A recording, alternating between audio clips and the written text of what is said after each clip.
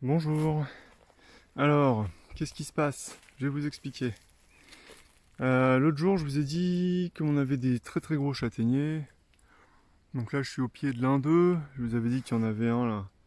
C'est celui-là au pied duquel on avait trouvé en fait par là-bas. Là, on avait un énorme polypore soufré. Donc le polypore soufré, ça s'appelle aussi le champignon poulet. C'est vraiment très très bon hein, avec une petite sauce et tout. Ça ressemble à du poulet. Et nous, on adore ça. Mais je vous avais aussi expliqué que c'était pas bon signe.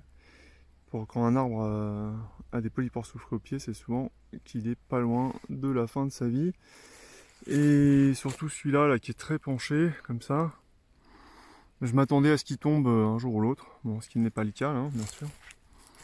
Mais par contre, on a eu une petite surprise ce matin en arrivant sur le terrain. On a eu des gros vents. Ça a soufflé fort il y a une semaine à peu près. Et voilà, le drame, un de nos 3 plus gros châtaigniers est au sol, tout simplement. Donc bah là entre... non c'est hier que j'ai vu ça, pardon, c'était pas ce matin. Et donc hier les feuilles étaient encore bien vertes. Et là elles ont jauni très très rapidement. Donc j'avais un doute sur est-ce que je le laisse comme ça en espérant que la sève passe encore dedans. Parce que ça c'était vraiment nos plus belles châtaignes, c'était les plus grosses qu'on avait. Elles étaient magnifiques. Et donc j'hésitais entre le laisser pour que la sève puisse circuler dedans. Ou le débiter et dégager l'espace. Peut-être en faire des piquets avec quelques morceaux et puis du bois de chauffage pour le reste. Du paillage avec les feuilles et les bogues. Mais là, vu la tête des feuilles, je pense que de toute façon, c'est mort. Là. On n'aura pas. Donc là, celles-ci, elles sont plutôt tardives. Enfin, elles sont même très tardives. Donc là, on n'a pas l'impression qu'elles sont très très grosses. Je me mets dans le côté. On n'a pas l'impression qu'elles sont très très grosses, mais en fait, elles mûrissent sur la fin octobre, début novembre. Et elles deviennent vraiment énormes. Et voilà, et en fait, c'est un peu ce dont je me doutais aussi pour celui-là, parce qu'il avait des branches un peu bizarres, comme celle-là, qu'on voit des branches mortes un peu partout, là, des grosses, là le tronc était tordu. Là, on voit aussi derrière, je sais pas si on va voir, derrière, là, il y a un arbre qui a pris la foudre, donc qui est complètement brûlé à l'intérieur.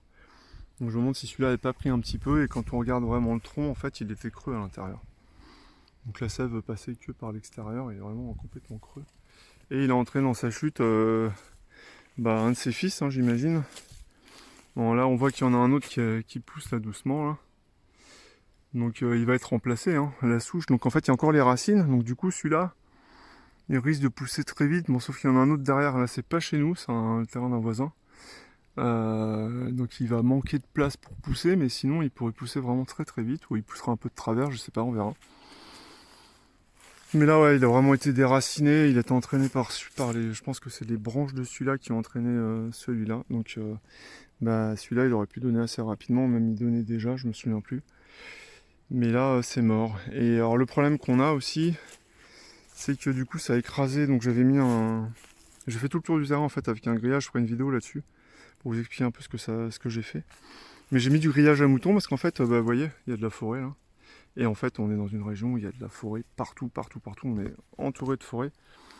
Et les chevreuils adoraient ce terrain et nous ont tué au début la moitié de nos arbres. Donc j'ai fini par j'ai essayé de les chasser, je vous expliquerai ça dans la vidéo.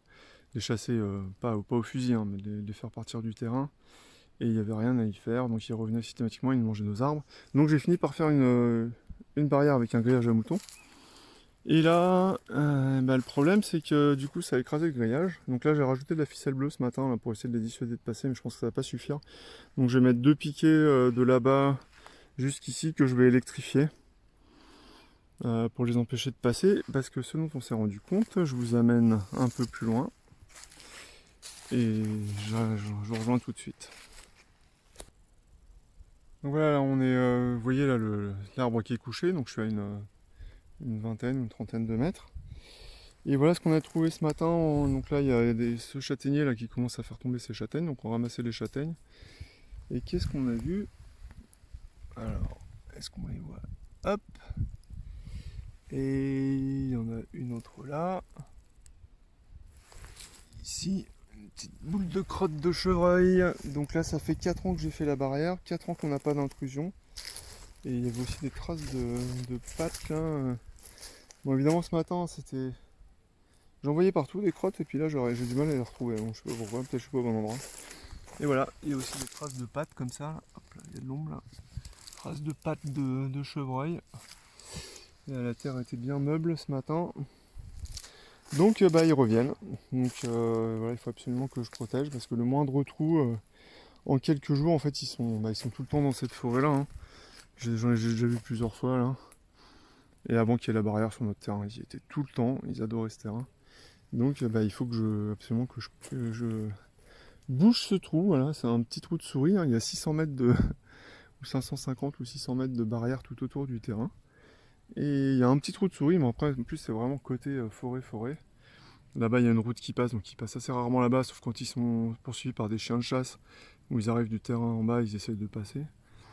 Mais voilà, il y a un petit trou de souris, et puis ils se faufilent. Ils sont très curieux, je vais me prendre des châtaignes sur la tête. Et voilà, donc il faut absolument que je protège. Donc ça, c'est la petite mauvaise nouvelle d'hier. Ça va, le moral n'a pas trop pris, mais bon, heureusement on a d'autres châtaigniers, il n'y avait pas que celui-là. Bon, ça risque de... Surtout que cette année, comme il a fait sec quand même, les châtaignes n'ont pas l'air énormes, même si elles sont nombreuses. On va voir si la saison est aussi bonne que l'année dernière.